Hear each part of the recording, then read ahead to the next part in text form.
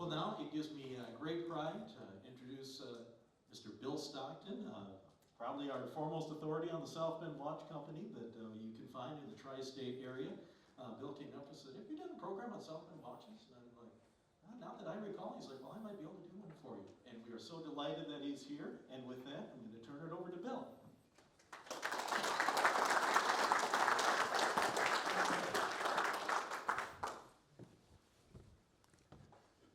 Thanks, Andy. And I will start out by telling you I'm used to being out there. So this is kind of a strange experience for me, but I think we'll go okay. One thing I haven't got this memorized, so I do need to be able to see it. So I'm gonna maybe pull this back out of people's way and come around, and I will wander around a little bit so I can see the screen myself. And I started collecting watches about, 25 years or so ago. And I grew up in the area, yet I never knew there was a South Bend Watch Company.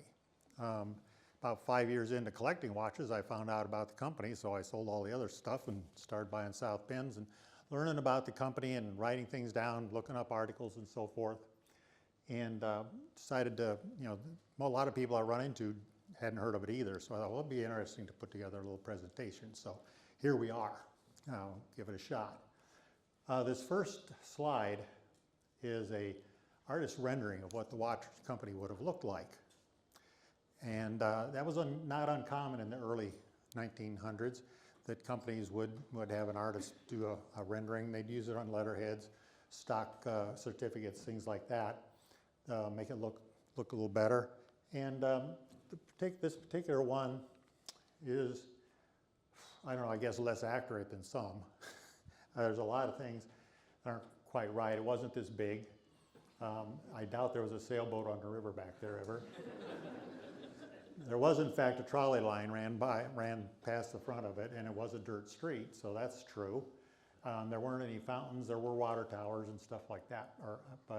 And the train back there probably is on the New York Central tracks, which ran along the other side of Lincoln Way. So that said, oops, I got to look this way. Uh-oh. Am I pointing it the right way, or do I have it backwards? Let's make sure it's on. Let's start there. Well, that's a start.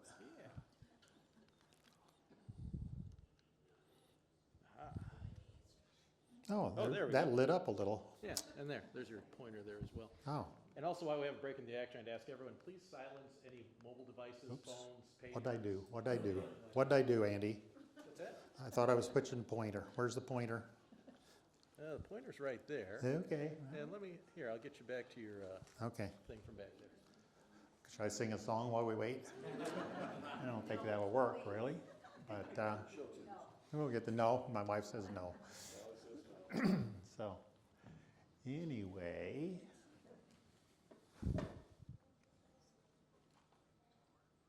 Do we know the address that the building was located at? Yep, I'm going to tell you.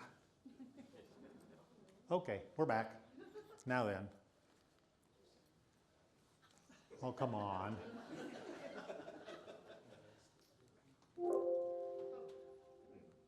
There. That's what it really looked like. So a little bit different. And it was reportedly a couple different articles I read, 405 feet long by 33 feet wide, or 450 by 66. And when you look at that, along the side over here, that looks a lot more like 33 than 66. So I think that's probably the accurate dimension. But you see there's no fountains there. It's really not as attractive a building, and those water towers didn't even show up in the other one. So they do what they do to make them look pretty nice and have as much accuracy as they can, I guess. And I'm going to move around so I'm not standing in one person's way all the time. Next. Okay. This was put online by Ron Wilson a month or so ago, talking about actually this talk. I always wonder what the back of the factory looked like. So this is the back of it. And I kind of wonder why they have that, the watch company is much clearer on the back of the building than it was on the front. Maybe river traffic, I don't think so, but maybe Lincoln Way, what is now Lincoln Way, was there at the time. They could see that across the river, but that was a real interesting picture, so I wanted to stick it in here. It actually works when I point it that way. What we're going to cover today is the location, so we'll talk about that.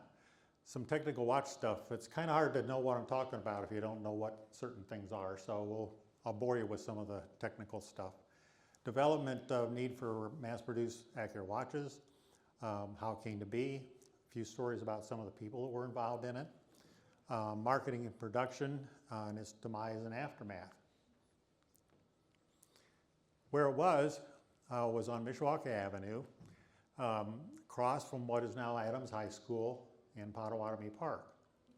And at the time, there was a park, fairgrounds across the street on the north side of Mishawaka Avenue, which is a very obscure fairgrounds, because when I put it online about it, a number of people said, no, that was on, where Springbrook or whatever it was, park. No, there was actually one there for, it looks like maybe 10 years or so. But an employee was quoted in an article that 1907 and 08, Clem Studebaker would come over to the fairgrounds across the street and test engines, driving his cars around the track. And then he stopped by the factory once in a while. So I've put in here, that's about where the factory would have been on the ground. So you got South 20th Street here. So it's a little west of that. Across the street then would be, you can see the track there for Adams High School. Then the plat book image gives you the what it was. It was 10 acres of ground that they bought from J.M. Studebaker to put the property. And there was some platting along 20th Street there, but buildings, no houses were apparently ever built there, because at least I don't remember ever seeing any buildings along in here. I don't think there were any houses there at any time. This is what it looks like now.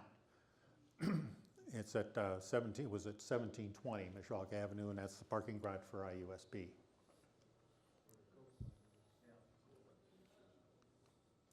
Oops. Okay, a little bit of watch terminology. They ranged in size from what are known as 0 size to 18 size.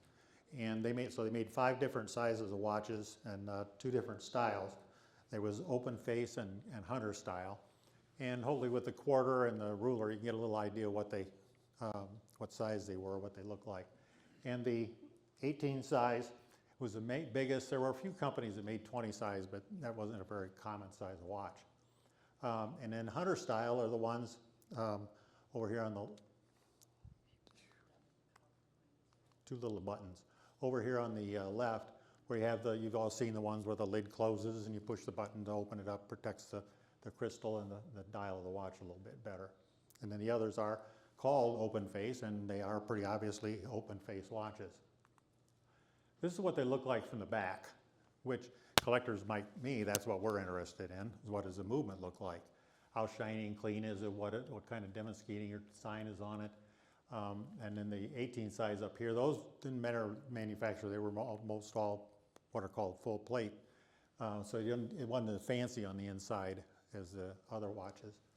And then just for fun, I put one here that's taken apart, ready to get cleaned, so you get a little idea of the parts involved in it. Then an article in one of their catalogs talked about 150 separate parts.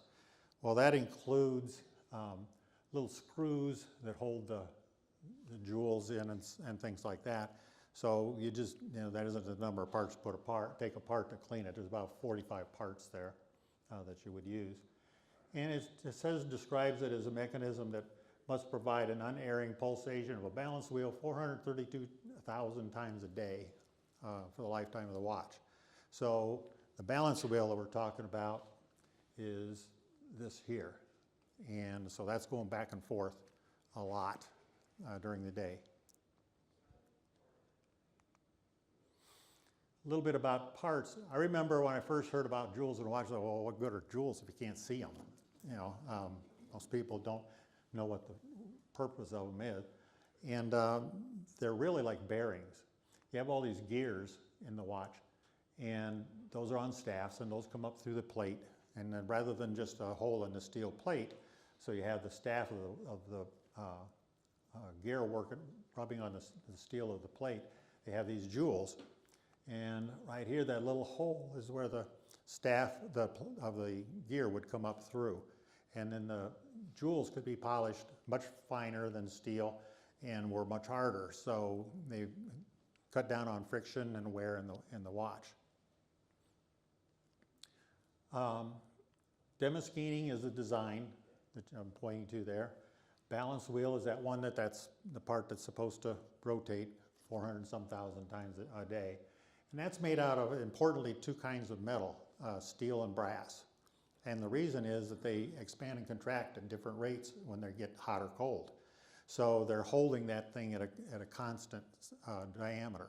Otherwise, think of an ice skater when if they have their arms in close and so forth, they spin real fast. If they want to slow down, they put their arms out and make themselves a little bit bigger. Well, same thing with that. If it expanded and contracted, if it expanded, then the watch would run a little slower, and if it contracted, run a little faster. So that's why it's made out of two kinds of metal, to keep that from happening. The balance wheel is the heart of the watch. It's the most important part, and if there's something goes wrong with it, that's usually the place to look.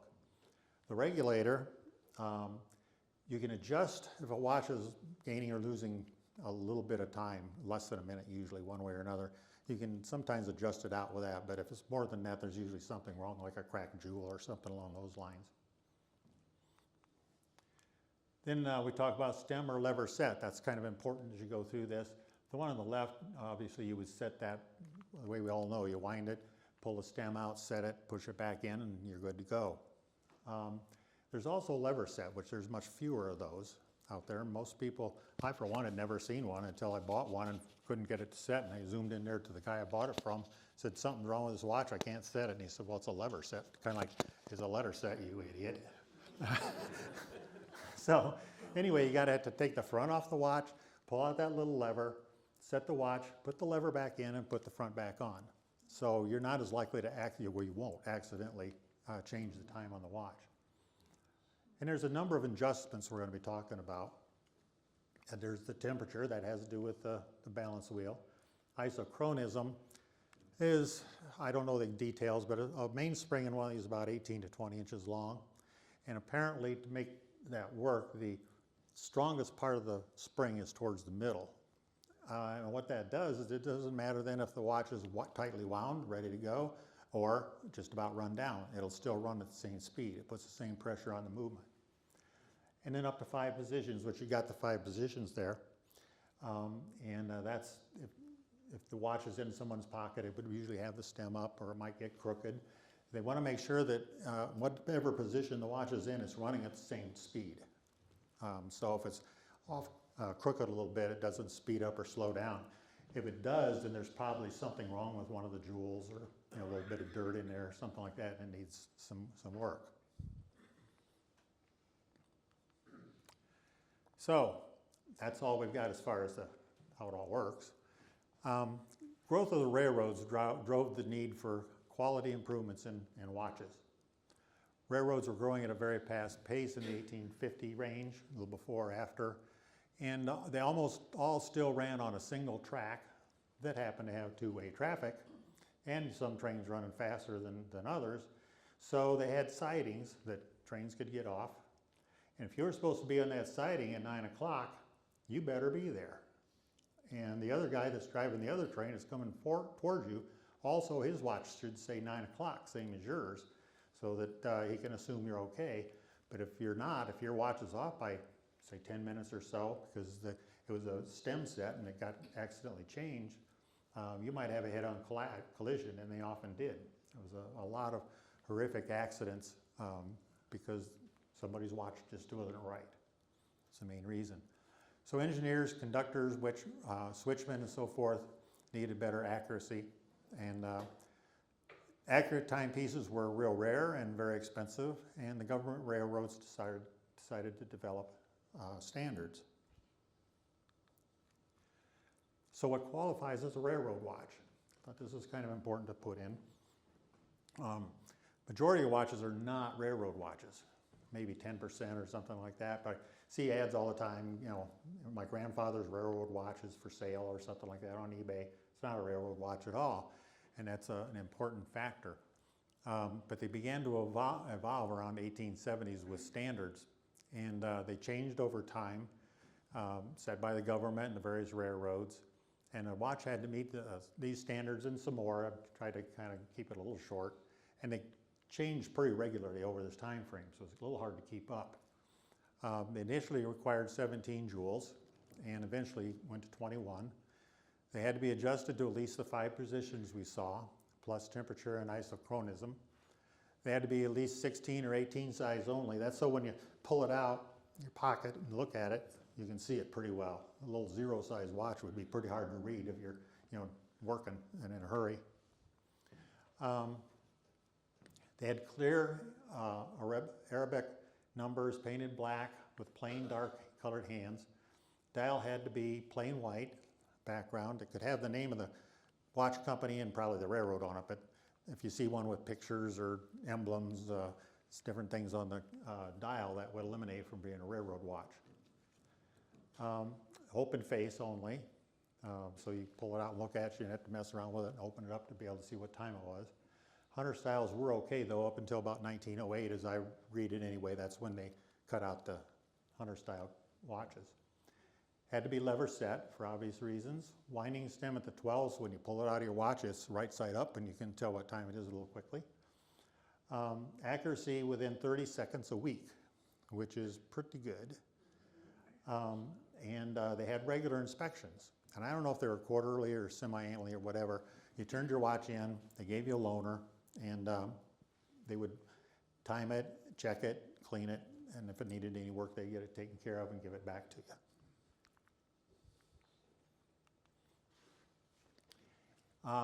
With even more accurate timepieces, though, time zones were crazy.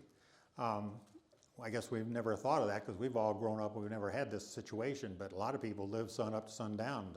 When the sun came up, you got up and milked the cows. It didn't really matter what time it was. And railroads maintained many different time zones up until the late 1800s. Each train station could set its own clock, making it really difficult to coordinate schedules, and it really confused customers. Most cities in the United States use different time standards. It was just, what do you think would work for you, I guess. But you could be 20 miles or whatever away from a different town, you'd have different times. And some of them, different time standards. Initially, railroad managers tried to address the problem by establishing 100 different railroad time zones across the United States. That was still pretty cumbersome, so it got cut down to just 4 in 1883. But still you had different people setting that time by different standards. Finally then in 84, they developed the 24 time zones worldwide, and everybody went by the time by astronomers at the Royal Observatory in Greenwich. Okay, we're finally to history of Southbend Watch Company, but still delaying it a little bit. It really starts with the Columbus Watch Company. I don't know how many would have known that, but Columbus Watch Company in Columbus, Ohio. This is their representation of what it looks like, so we already know we don't know that's what it looked like or not, but probably pretty close. A guy named Gruen started the company in the late 1874. They imported movements mainly from Germany initially, and then assembled them and put their names on them in Columbus, Ohio. Started making their own in 1883. And then their serial numbers, based on their serial numbers, they made about 22,000 watches a year. But they ran into problems in 1894 and went into receivership. I know they got sued by Hamilton and a couple others for name use. And they reorganized the company and started to use the name New Columbus Watch Company and added a series of higher grade watches. The initial serial numbers ended in 01 at 383,500, and that'll become a little important a little later on. The company was sold to a group of investors headed by Clement Studebaker Jr. And several prominent local business people in 1902. However, it almost became the Elkhart Watch Company. Got my computer set so if something comes up on eBay or something that has the South Bend in it, I get a notification. Well, one day this card came up, postcards. It's not unusual back then. People who had a fancy house would have postcards made to send out to their friends. And it says SD Ryder residence. Anybody here ever heard of SD Ryder that grew up in the area maybe? I know I never had. So I wonder who he is. So I Googled his name. Turns out he had a lumber company and was a land developer, built houses and stuff. So he did make some pretty good money apparently, and he built this really nice house, which still exists on North Shore. I think it's North Shore Boulevard, just west of Michigan Street a little ways. But then I found this article, and it talks about a guy named Bassett, and there's a reason his name's marked up there, but they spelled it a couple of different ways. He was in Elkhart talking to a bunch of businessmen there about selling them the watch company. And he didn't want to stay, but they were kind of wrapping things up and ending for the day. He didn't want to stay in Elkhart. He had heard about this really, really neat hotel called the Oliver in South Bend, and that's where he wanted to go. And when you think about it, this is about 1901. He didn't probably have a car. Roads were crap. And so he probably had a horse and buggy. Probably took him an hour and a half or 2 hours just to make the trip, so he really wanted to get here. But anyway, while he was in the lobby, he met good old SD Ryder and told him, what he was in town for. And Ryder says, I got a friend named Clem Studebaker, and I'll bet he'd be interested in that. So he calls up Clem Studebaker. Long story short, they got together some investors and so forth and ended up buying the company. And so we've got the original founding team, and there's Bassett, spelled again another different way. I don't know if it's the same guy. I don't know if anybody knows if there was a prominent businessman in the area named Bassett at the time, but it could be. My imagination says he put together a little paragraph in the sales contract that he got to be on the board. Who knows? But you got the directors and the officers. But you look at this and you look at the names, and if you've been around the area much, you recognize a lot of these names. South Bend, Mishawaka business people all around the county. There's a few on there I never heard of, but a good share of them I have. So it was incorporated under the laws of New Jersey in 1902. And they had $132,000 in assets, which was obviously enough to build a nice building. And they put one up under H.D. Johnson. I don't know if anybody's ever heard of him. He was a contractor at the time.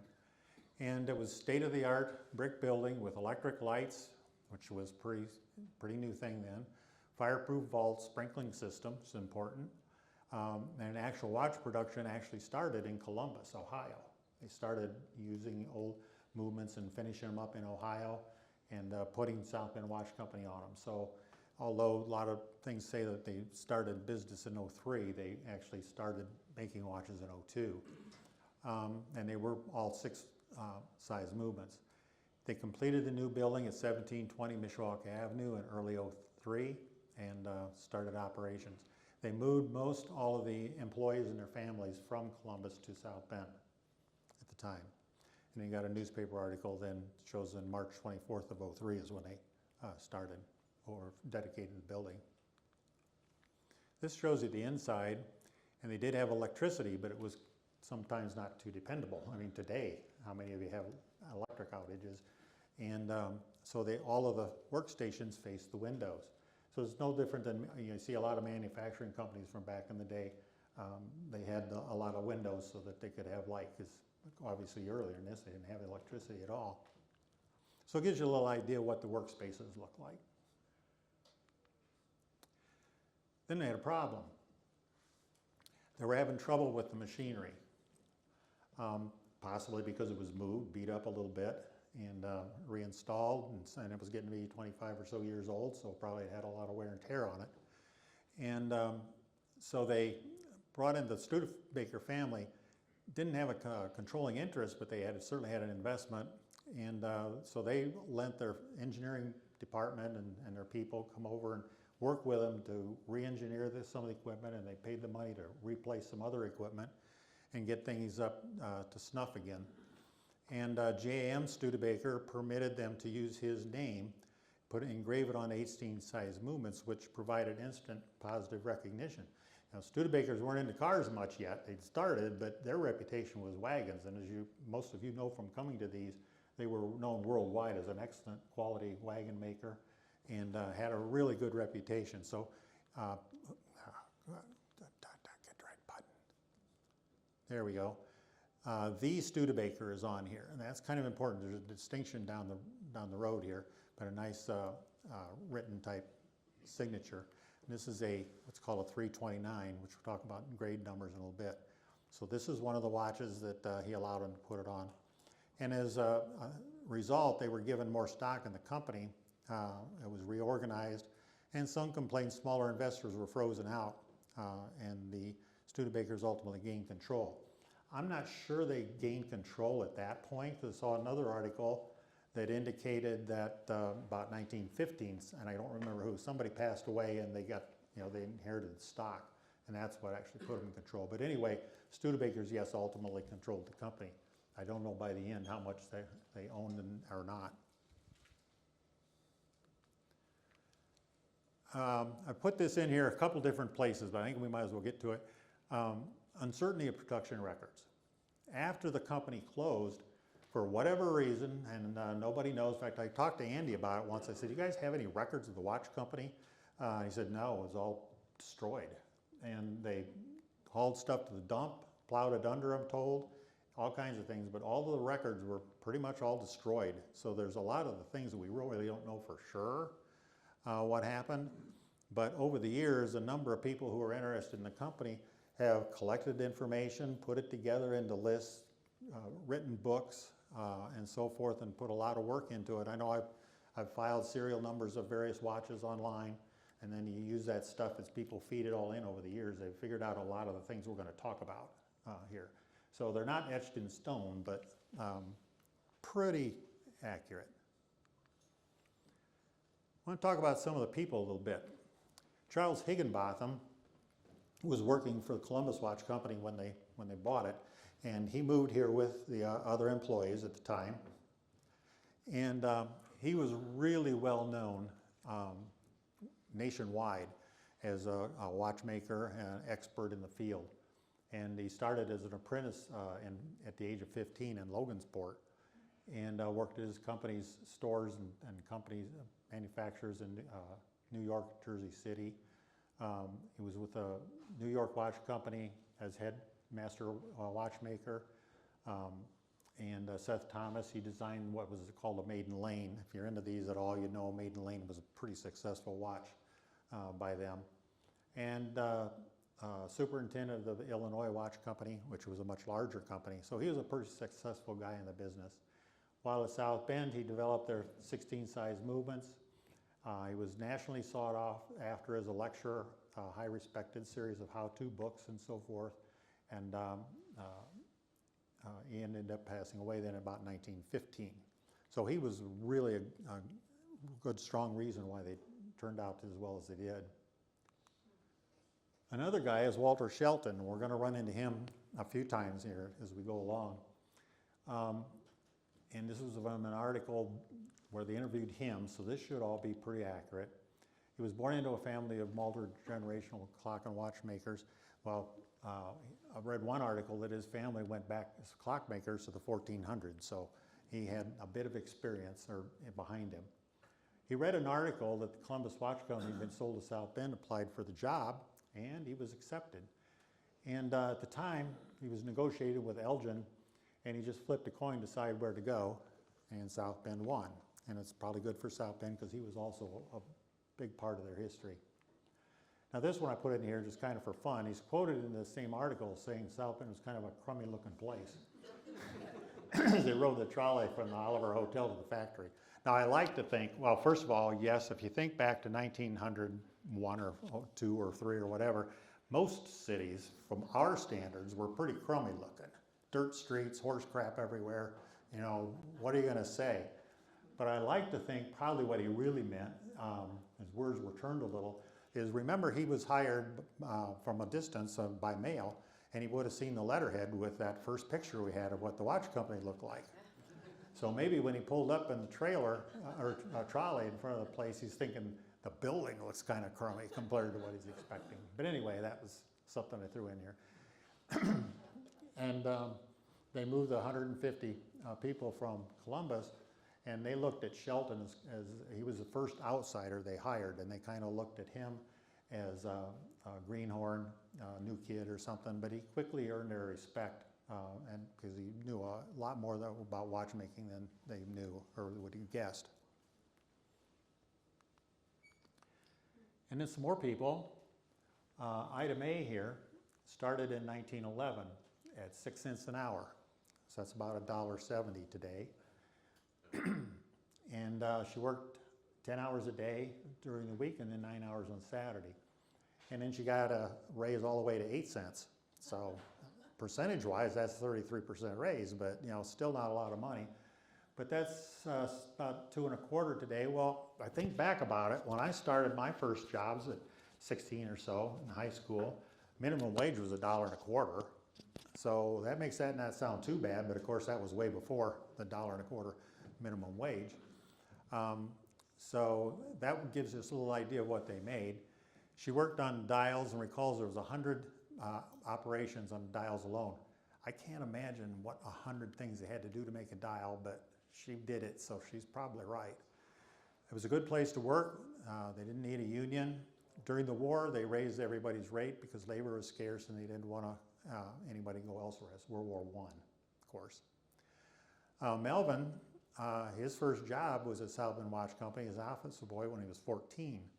And here's Mr. Ryder. S.D. Ryder was head of the company at the time, and he rode to and from work with trolley cars. Anna Mathis lived at 935 Twickenham Road. Now it's, of course, Drive. And she was a young lady at the time that she worked at the factory, but she was 80 at the time of the article. And she said her job was to take little wheels and put little holes in them. I thought that was a pretty neat description. She didn't remember what they were for, but they had to be gears. And they probably went down the line and people started making the gears out of them. And her house was just around the corner. She said there weren't any houses there at the time, just the fields. So she remembers walking across the fields to work. And then this one, I want to point out Ernie Loga up here. He wrote a book sometime back. He's still around. And it's a really good little book. I've got a copy, you can see what it looks like, but it gives a lot of information. And he put together this, talking about production years and how many watches and so forth. And the serial numbers basically started where Columbus numbers ended. So remember that 383.5 is about what Columbus made. And then they started from there. And their final number was 1,240,000. And so that, I've seen a number of articles where people say South Bend Watch Company made 1.24 million watches. No, you have to subtract the Columbus numbers out of that. So it's more like 856 or so. Given those numbers, annual production averaged about 31,700, and the highest production year was years were 08 through 12, and 09, circled up there at 58,000, is when they produced the most. They assigned 71 different grade numbers, and I could go into grade numbers for you and we'd be here all day, but that's types of watches. Some of them had very subtle differences and some didn't. The main thing about the grade numbers is there was, if they started 100, 200, 300, 400, that told you what size of watch it was, generally, and there's a couple that crossed. Main thing is if it ended with a odd number, that was an open face watch, and with an even number, it was a hunter style watch. So that helps people like me, and then once you get into it a little bit, and you know what a 217 is, and you know how many joules and stuff. So, but that's what they did. But they made basically 71 different types or styles of watches. And the grade numbers were not always stamped on the movements, but sometimes they were. Probably most of the time they were. Just because they assigned 1,000 serial numbers, which these numbers up here are what they assigned, doesn't mean that they produced 1,000 of those watches. A good example is a 328, which is up here. And see, the year 1908 was the only year they're on here. And remember at the beginning we talked about railroad grade watches. They changed the rules in 08, and hunter style cases watches were no longer allowed for railroad use. And since the number ends in an 8, that's a hunter style watch. So they signed 1,000 numbers, but they never made that many. and it's hard to say for sure how many they did. Probably at least 500, but I've seen numbers estimated as low as 200 of them. So that's a little bit of how it's kind of hard to know what they did. And in this, given those numbers and what they averaged and so forth a year, I just compared them to some of these companies. And keep in mind, most all of these were in business considerably longer, so the yearly average is really more important than the total number they made. But Ingersoll is on there, a whopping 96 million, way ahead of anybody else. And the reason was they made dollar watches. I imagine a lot of you have heard of dollar watches. You paid $1 for it. If it ran for a few years, you were probably lucky, and when it quit running, you threw it away and bought another one.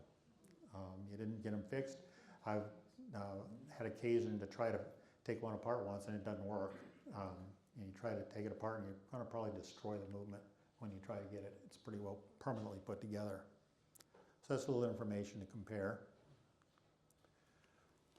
And then of the 71 grades, 12 met railroad standards, at least at the time they were made. And you see 1908 is an important year up there. Some of them quit making them in 08. They were only 19 jewel. A couple others were hunter styles. And then 08 and 09 is when they started making some of the other styles, grade numbers and so forth. There was kind of a big switch there, partly because of the railroad standards.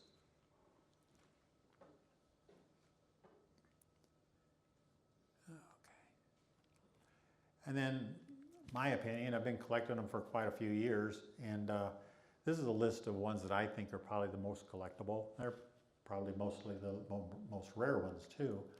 And I'm not going to explain all of these, but there's a couple in here. 337,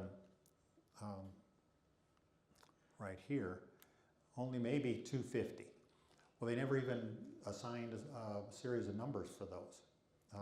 They assigned the numbers of 500, 345 grade watches, but maybe they weren't selling real well, but for some reason, all of the 337s that are out there are ones that were assigned to be made as a 345. So I understand it gets a little complicated, but anyway, that's an example of how to try to figure out how many were made, how rare they are, and most people, a lot of people that save them didn't even hear of a 337. I had one, and some guy offered me more than I paid for it, so I sold it. Another one is the director grade that right here that most people don't know about. They only made about 100 of those. Obviously, they were specific for gifts for directors and important people and so forth. And it's kind of disappointing. You know, you open it up and you expect a real fancy watch in there, and that director's grade was not real fancy. It's real plain, really. And the neat thing about it was it had big ruby jewels, red ruby jewels, so they really stood out. So it was neat looking, but it was way different than most. Okay, they went to a lot of effort in their marketing and so forth to build a good reputation for themselves. They wanted to distance themselves, first of all, from the Columbus Company, because it had failed, gone out of business, had financial problems. So some of their earliest marketing talked a lot about their new fancy buildings, state-of-the-art equipment and so forth, and production methods. They built relationships with a lot of high-end jewelers around the country, was one of their things, which was probably one of their best moves. They enhanced those relationships with the jewelers by mainly selling movements. They didn't sell cases, and then the jewelers would take the movement, the people would pick out the one they like, and then they'd show them a selection of cases, and they'd buy a case from the jeweler, so kind of augmented their income a little bit. Some movements were guaranteed or insured to run for life, and railroad grades were guaranteed to meet standards for 5 years. They made their watches more visible in jewelers' windows by adding a purple window, purple swatch across the watch. Here's some pictures of a few of the ads. The one up there in the upper left, you can see that one talks mostly about the building because they wanted to get that in. And then they made some fobs, different things as giveaways. And then just a sample of some of the ads. This one down here is at least in color, so you can see the purple ribbon that ran across the face of the watch. And that would make it stand out a little bit in the showcases. Probably the most famous marketing thing was this block of ice thing they did. They froze a watch in a block of ice, and it kept running, so that was kind of cool. And there were they didn't just do it here, but there were a number of jewelers that did it just to prove that it was true and help them sell their watches. And they also then furnished watches for the North Pole expedition because of cold temperatures, and got documentation that they ran well. Another one that I've never seen, they supposedly boiled one in water. Maybe there's a reason I've never seen that one. But you know, it must have still worked, or they wouldn't be out there.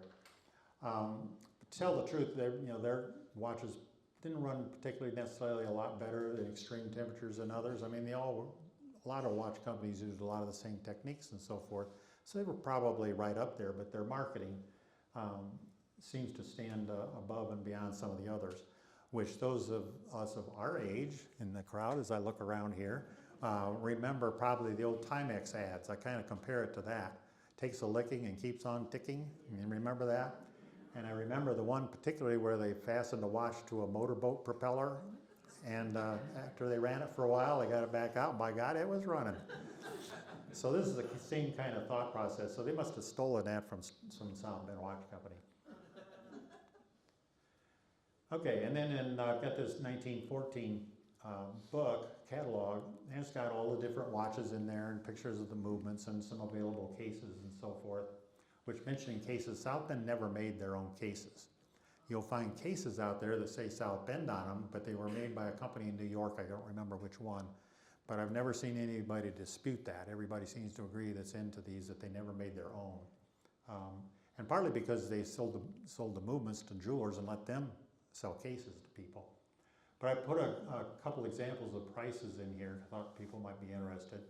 The 207, which is the bottom circle there, I don't know why I didn't start with the top one, but anyway, the bottom was 15 jewel 207 and a 20-year case. Now what that means is the case was guaranteed not to wear through. The gold on the outside wouldn't wear through for at least 20 years. And it sold for $16, which would be almost $455 today. The 21 jewel 229, that's would be a these Studebaker, which they made in the same case, and it was $45, the center circle there, and it would be about $1,277 today. And then the jewel in the crown is the top one, the 431, which wasn't a railroad grade watch. It's 21 jewel, 12 size, but it was out at the far right. You see the $125. That's a solid gold case, and sold for $125. $50 more than the standard gold fill case. So that would be about $3,500 today. And so probably most of the employees couldn't afford a watch, at least not a South Bend watch. They were, kind of had their dollar watches. This ad just floored me. I just bought this about 4 months ago on eBay. Showed up in the Saturday Evening Post in 1909. And I've got the actual ad. There's another ad for socks on the back of it. But they put in here, no watch you buy by mail will keep perfect time. Okay, what's the difference in buying it from a jeweler off the shelf versus it gets mailed to you? I don't know. A good timekeeper must be regulated to your person. I guess that means that if it's running good in my pocket, it won't run good in your pocket.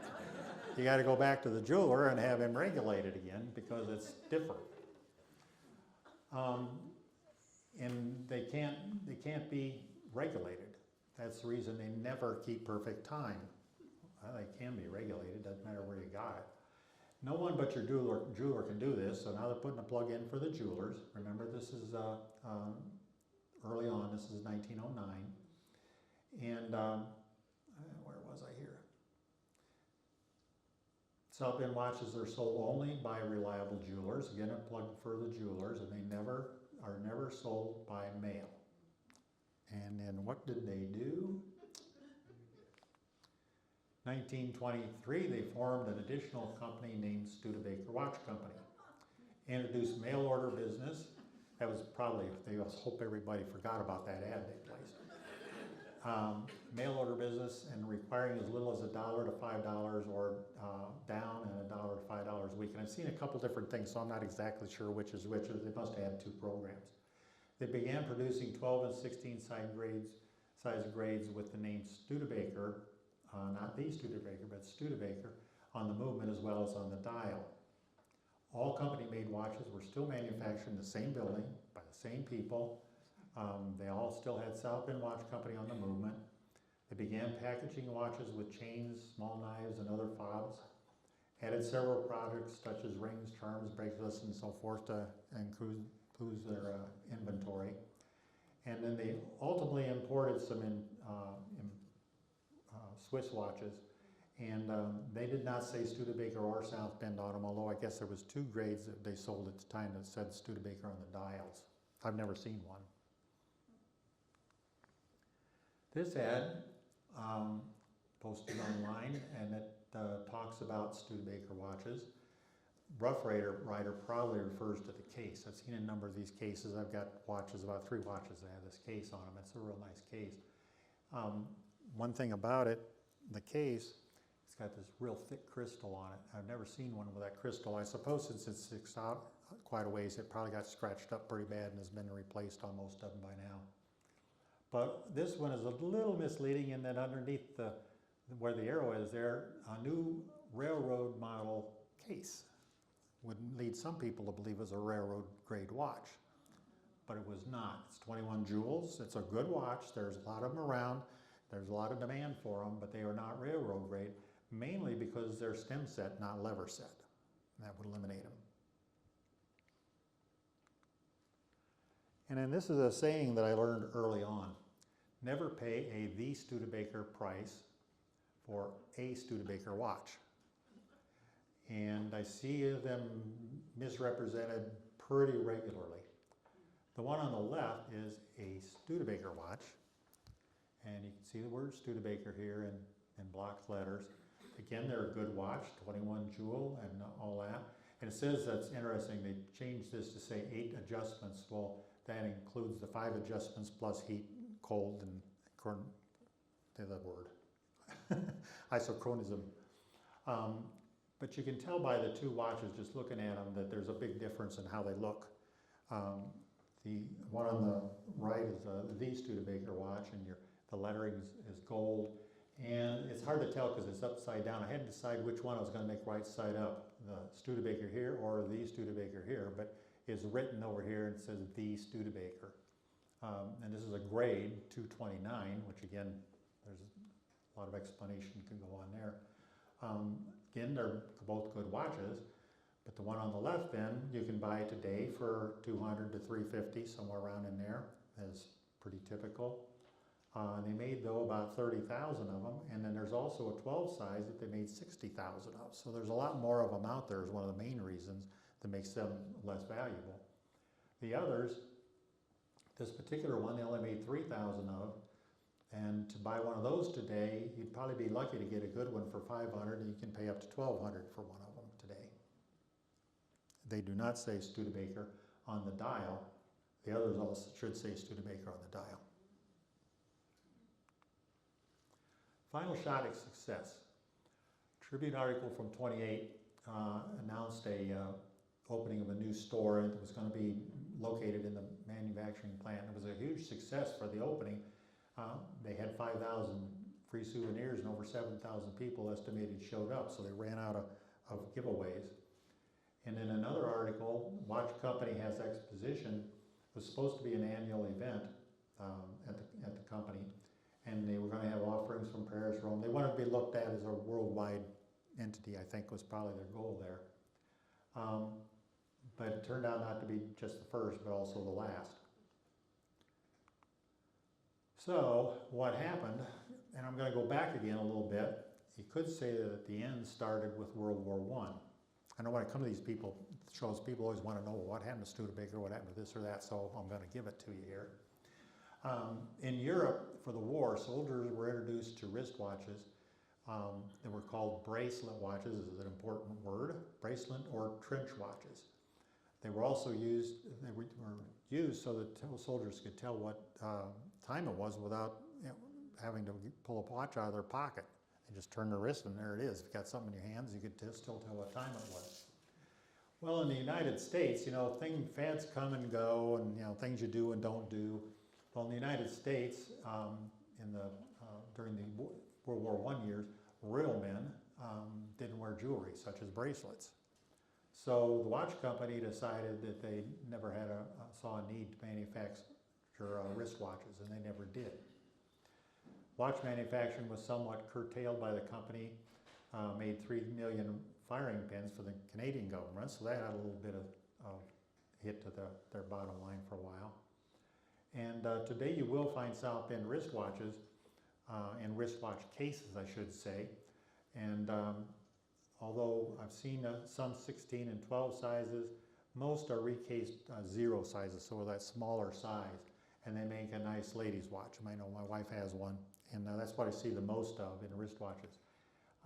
There are people actually in the area here now who are starting up a business where they're recasing 16 size watches into wristwatches.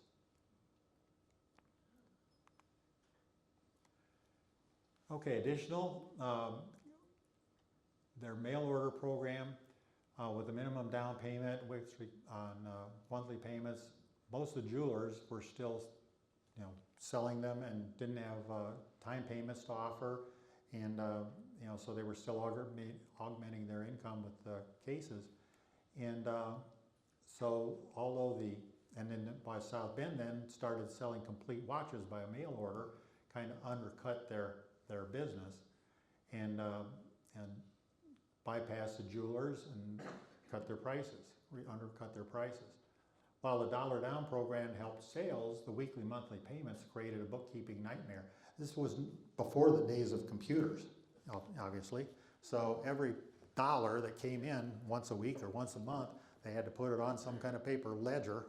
And just imagine how cumbersome that got to be after a while. And let's see, per article from Mr. Shelton, even though the company was having financial problems, shareholders, surprise, still got their money, their dividends. One former employee was quoted, and you see this in a lot of these companies, that when they came to a fork in the road, they just simply took the wrong fork. Additionally, weak markets in the 20s hindered sales, and ultimately the market collapse sealed their fate. So Thanksgiving 1929, they were told that they were going to close until early 1930, but that never happened. What did happen, after the crash, banks quit lending and started calling loans. So they not only couldn't borrow more money, but they may have had to pay back some cash, which made it pretty hard to continue on with the business. So that was probably a biggie. And then the big reduction in these time payments, people just couldn't afford them anymore and quit paying. So instead of reopening, they announced in January that they would close for good. They did keep a small workforce maintained by liquidators, and there's Mr. Sheldon again. He headed that up.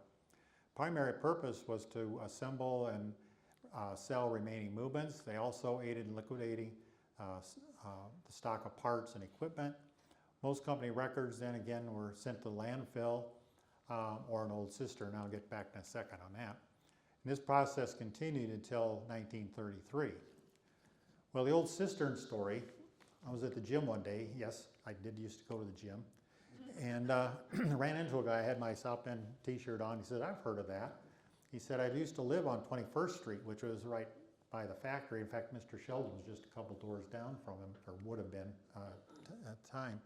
And he said there was an old cistern in the backyard. And this guy's younger than me, so he was probably pretty young when he found that cistern. And he decided to take the lid off and look down inside.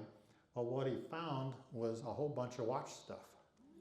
Movements, cases, documents, and so forth. So he put a ladder down there. He didn't know what it was, of course, from up above. He put a ladder down in there and dug all this stuff out. And he said he had a 55-gallon barrel full of watch parts, movements, and cases, and papers, and so forth. Well, I about had a heart attack. I said, oh my God, where is it? Is it still around? He said, no, my wife got it in the divorce. And so I said, well, can you get in touch with her, see if she still has it? And he says, no, she didn't talk to me anymore. So that shot that one, but it is part of that story that, you know, the stuff was just thrown out, a lot of it. And then one of the most interesting was this watch. They never made this during the time they were in official business, just during the liquidation. I've seen 2 or 3 of them, and they had 429 movements in them, which is a 12 size, you know, you remember the size chart, weren't great big, weren't real little movement in them, and they made about 100,000 of those. That's the one they made the most of. And they came up with this idea and found a case and dials to make it a, you know, quote unquote digital watch. Doesn't look like a digital watch today, but that would be an early digital watch. I have no idea, no record of how many they made. I actually saw one at an antique mall in Goshen one day, and the guy wanted $425 for it. I thought, I don't know, that's a lot of money for that watch. It's kind of ugly. It's not a silver case or gold case. It looks like stainless steel or something. I wound it and set it, and it still ran. Came back a couple hours, and it's still running, but I decided not to. But I called a friend of mine who was more into buying and selling watches than I've ever been. And I think no more than the phone hit the receiver, hung it up. He was in his car and zoomed over to Goshen, bought that thing, put it on eBay, and sold it for $1,100. So okay, you live and learn. If I find another one for $425, Sally, I'm going to buy it. Although the company had closed, it didn't completely die. Following the official closing, Mr. Shelton, again, became the face of the company. He purchased a lot of inventory and parts and so forth. And then he made arrangements with the post office to forward all watch company mail to his house. Can you imagine that today? You're going, oh, the company I work for closed, so will you just send all the mail to my house? I imagine there was a little more to it than that. They probably verified, but they did. They sent everything to his house. He hired a few former employees to work with him out of their houses, and they repaired watches sent in by owners. I imagine the owners probably never even knew the company was out of business. They wouldn't have sent it in if they knew the company was out of business, because what's going to happen to it? And he finally retired then in 1954, and according to the RV, he bought an RV and traveled the country. It's probably an Airstream. That's about the only one in Elkhart, I think, at the time. I don't know. The building was leased to various businesses and was destroyed by a huge fire in 1957. According to a Tribune article, indicated that the fire was started by somebody using an acetylene torch in the building and destroyed it. The blaze accidentally started by an employee from Bremen Iron Company using a torch to dismantle pipes in the ceiling. Okay, think about that. Pipes in the ceiling, that was probably the sprinkler system. But it was, of course, defunct by then. They were starting to tear it down. Small fire started, and he thought he got it put out by throwing buckets of water on it, but he was wrong. He left about 5 o'clock, and by 9:25, a fire came in, and the fire chief or captain says it, and it makes sense. There was a lot of dust in there. The building was being cut down or torn down. The windows were torn out, and so the air could suck in there, and it probably just almost exploded into flames. Here's a couple of photos I found in the Tribune, and indicated that one guy was sent to the hospital. South wall collapsed, but luckily nobody was near it at the time. And then almost as spectacular as the fire itself was the crowd. Thousands of people gathered to watch the old building die. Most of us, we do run into somebody that ever heard of the Southland Watch Company. They probably lived in or were in the area of River Park at the time, because they remember the fire. They don't remember the building or the business, but they remember the fire. It could be seen for miles and glow in the sky. And it had been sold to the Associates in '55 and was being torn down, and they were to take title in 1958. Okay, and then things you should know if you're thinking of collecting, we're kind of getting to the end here, folks, is purchase a price guide. There are books you can buy, and they have different manufacturers and different watches and so forth, and sometimes the prices aren't real accurate, but the information they tell you about the watches is really good in most of them. Don't believe everything you see. Look it up yourself. Learn how to identify various grades. Know what a railroad grade watch is and what isn't. The serial number is on the movement, not the case. And I actually have seen people advertise a watch for sale, and you look at the number they put, and it's on the case, it isn't on the movement, so it has nothing to do with the watch. Some things to consider, at least again in my opinion, size seems to matter. I kind of like the little bigger, the 16, 18 size watches, but that's personal opinion. Jewel count is pretty obvious, that would be important. Overall appearance and condition. Does the grade number appear on the movement? Some of theirs had grade numbers on them, some of them didn't. I bought a grade 294, which is a pretty rare and kind of expensive movement back years ago, but it didn't have the grade number on it. I knew it was because I looked up the serial number and then some photos and so forth. I knew it was a 294, but I showed it to a couple guys that I knew, and they say, "You sure it's a 294?" And I said, "Well, yeah, it is, I'm sure," but then that plants that little seed of doubt. Well, a few years later, a 294 that was marked 294 came up, so I bought it and sold the other one, and now I know perfectly for sure it's a 294. So that's important. Rarity, of course, is important. Personal preferences, the only one I can think of there is initials. Some of them you'll see initials on the watch or on the dial or on the case or something. I'm not wild about that. I just soon have a unchanged watch. Some people, though, that's their thing. They, I wonder who that person was. I wonder where they lived. I wonder what they did. All this stuff. There's a lot of times there's a jewelry store name on it. Where was it at all? So everybody's got their personal things. And of course, gilded lettering versus black lettering and elaborate demonstrating is important. Adds value. Current value, I thought some of you might be curious anyway, what these things cost today. A good running complete, fairly common grade, there's anything from 7 jewels to 17 jewels, so forth. Today, with a good dial and so forth, could cost you anyway from 100 if you get a good buy on it, up to 500, depending on what it is. A more rare, high grade could range in the 600 to 4,000 range. Now, 4,000, I know a guy who's got one who would not sell his for less than 5, but it's a grade that there's almost none of them out there. It has a solid gold case on it. It's got the original documents. It came in a tiger maple box, and you still got that. So that's about as good as you get. But so anyway, they can be kind of pricey. And even if you see a lower grade watch and it's got a solid gold case on it, that can add about $1,000 to the value of the watch. Obviously, though, I've never bought a solid one with a solid gold case on it. That's just plenty. And unfortunately, though, repair costs can run anywhere from $150 to over $500. Most of the old jewelers and watchmakers used to do this are gone, and it's hard to find somebody to even work on them. And if they do, they don't charge the old prices. And I know from taking them apart and putting them back together, it takes me, of course I'm an amateur, it takes me about 5 or 6 hours to do one. Well, if you multiply that times a decent hourly rate, well, these numbers don't sound too bad. But the watch might only be worth a couple $100, so you got to make a decision. Is it important enough to you to do that or not? So, that's just something you would need to know.